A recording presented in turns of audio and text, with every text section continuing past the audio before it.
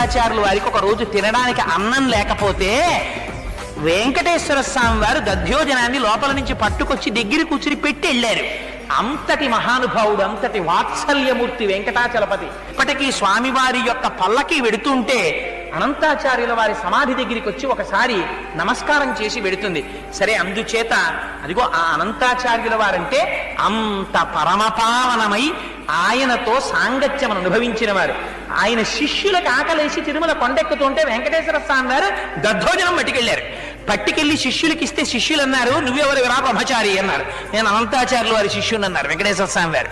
అనంతాచార్యుల వారి శిష్యుని అంటున్నావు కదా, శిష్యులైన వాళ్ళు గురువు మీద చెప్పే ప్రార్థనా శ్లోకం చెప్పన్నారు. అనంతాచార్యుల వారి మీద ప్రార్థనా శ్లోకం చెప్పారు. ఏరా నువ్వు అనంతాచార్యుల వారి మీద ప్రార్థనా శ్లోకం చెప్పావు, మరి పరమాచార్యుల వారి మీద ఏదన్నారు? రామానుజాచార్యుల వారి మీద శ్లోకం చెప్పారు. చెప్తే అప్పుడు ఆయన పట్టుకెళ్ళి నేను దద్దోజనం తిన్నారు శిష్యులు. తిని గురువుగారి దగ్గరికి వచ్చి, గురువుగారు మీరు పంపించిన దద్దోజనం అందిందండి, తినేసి పైకి ఎక్కామన్నారు. నేను దద్దోజనం ఎప్పుడు పంపించాను రా మీకు అన్నారు. అంటే మీ శిష్యుడు పట్టుకొచ్చాడండి అన్నారు.